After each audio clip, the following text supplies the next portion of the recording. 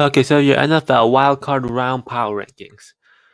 So we're ranking all the playoff teams. So number 14, I have the Miami Dolphins. This all hinges on whether their team is healthy or not.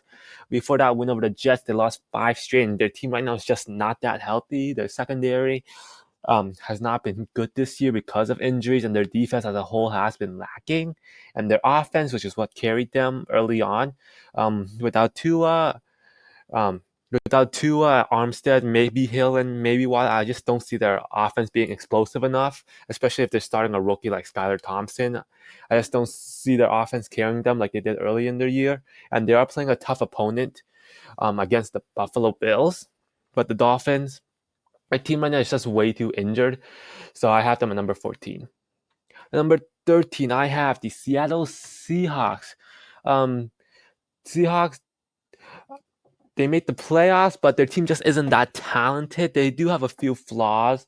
Their defense has not been playing as good as they did mid-season, has been dropping off. Geno Smith against the Rams threw 2 picks, and their offense just isn't as explosive as they were early on. They do have some potential if their offense gets it going again.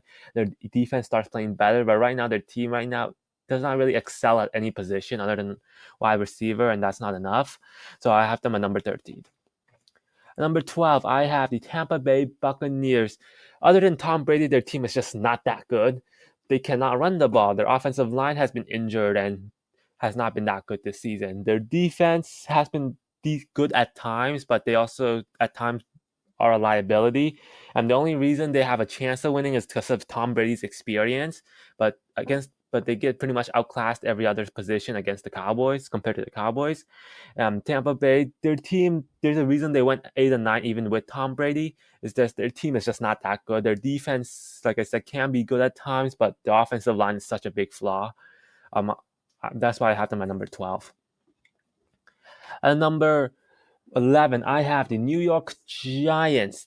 Giants, they just don't really excel at any position. Their run game, if they can get it going, they that could help them get a win. But their run game has been inconsistent at times, especially later in the year. Daniel Jones has continued to play efficient, good football, but their wide receivers not good, and their skill position players aren't that good. Their defense is okay, but it's not going to carry them. So they don't have a true if their run game gets shut down, I'm not sure how well they will play. So I have them number 11. And number 10, I have the Jacksonville Jaguars. Um, Jacksonville, their offense can be very explosive at times, but last couple of weeks they have not been. Against the Titans, Trevor Lawrence was off, and the week before that it was against the Texans. The Jaguars defense not great, but has been playing better at times. But their offense is kind of going through a slump. Can be very talented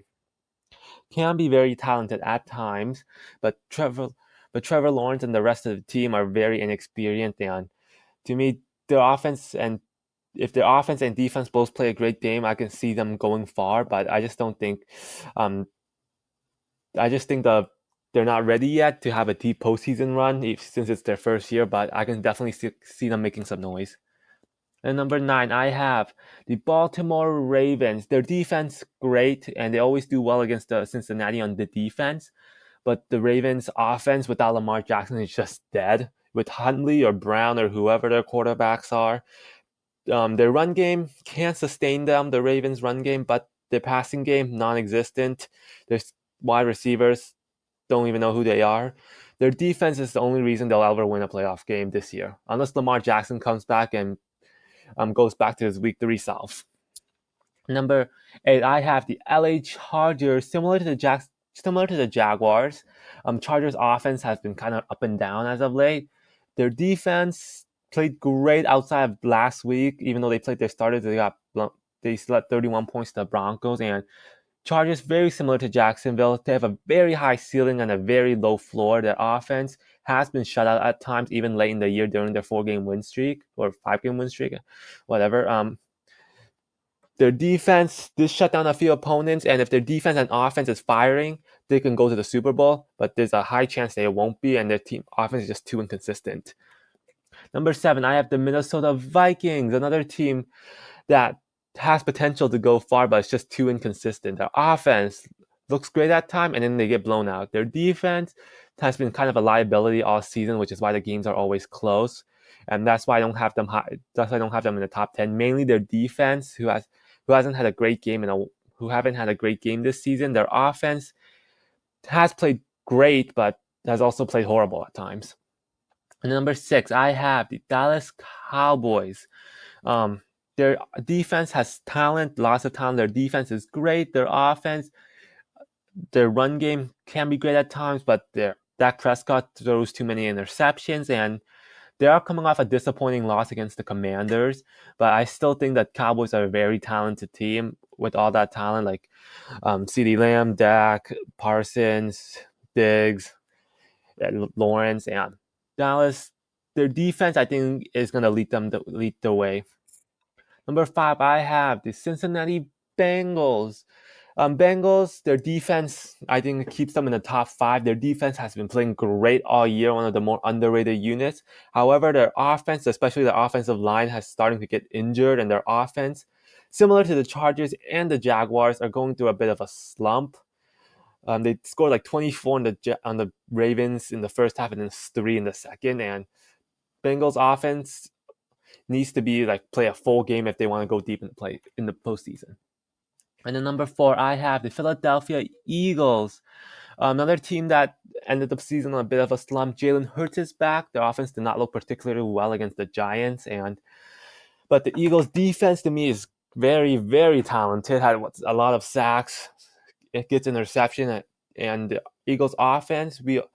If Jalen Hurts go back to his like Week 10 self, I think Philadelphia definitely making the Super Bowl.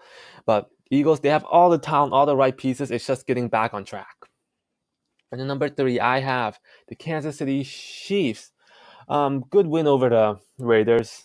The defense has been playing better, which is good. Their offense, though sluggish at times, play at a high level. They're an experienced team, been to the playoff multiple times. They have a lot of experienced players. So that keeps them in the top 3. Number 2, I have the San Francisco 49ers. They have all the talent in the world on defense. On offense, their run game is great. Their defensive line with Bosa is great. Only reason they're not number 1 is I'm not sure how Purdy will play in the bright lights. Purdy's played great this season. Not sure how well he's going to do against better competition and in prime time, but they might not even have to rely on him if their run game all season can get going. So I have them at number 2. Number 1, I have the Buffalo Bills still. Offense with Josh Allen and Stephon Diggs will be very hard to cover. Their run game in the late season started to get going, and their defense, even losing Von Miller and Hamlin, still continue to be good. Their secondary, with all those injuries, might be concerning, but I feel like that's their only real weakness, and I think their offense can cover that with their run game that's starting to get going and Josh Allen. And I have the Bills at number 1.